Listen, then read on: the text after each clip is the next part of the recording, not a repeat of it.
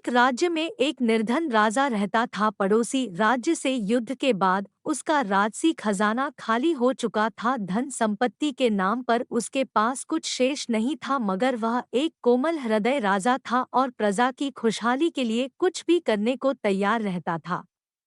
प्रजा अपनी समस्याएं लेकर उसके पास आती, वह उन्हें ध्यान से सुनता और अपने सामर्थ्य अनुसार उनका निराकरण करने का प्रयास करता। उसके दयालु और उदार स्वभाव के कारण प्रजा उससे बहुत प्रेम करती थी।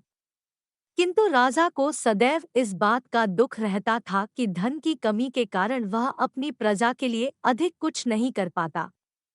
एक दिन उसके राज्य में एक साधु आया। लंबी यात्रा के कारण वह भूख प्यास से बेहाल हो चुका था और रास्ते के किनारे निढाल होकर बैठा हुआ था। उसी समय राजा प्रतिदिन की भांति प्रजा की स्थिति जानने के लिए भ्रमण पर निकला। उसकी दृष्टि उस साधु पर पड़ी। वह उसके पास गया और उसका हाल पूछा। साधु ने कहा कि उसे जोरों की भूख लगी है। राजा उसे अपने महल ले गया और उसे भोजन करवाया।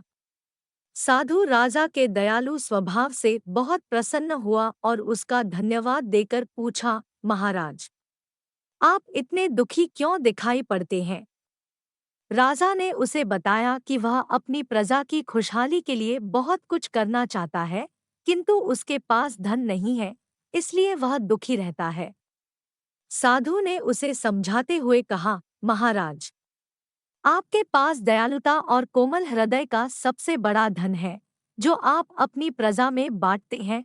आपके पास जो है, उसके साथ ही प्रजा की भलाई और उनकी समस्याओं के निराकरण के लिए सब कुछ करते हैं। आपकी ये भावना आपको सबसे धनवान बनाती है, इसलिए आपकी प्रजा कमियों के बाद भी आपके राज में सदा प्रसन्न और खुशहाल रहती है। साधु के इन शब्दों का राजा पर गहरा असर हुआ। उसने तय किया कि वह जिस हाल में है उसी में खुश रहेगा और उसी हाल में रहकर अपनी प्रजा के साथ खुश रहेगा। वह समझ गया था कि जीवन में सबसे बड़ा धन आंतरिक खुशी है।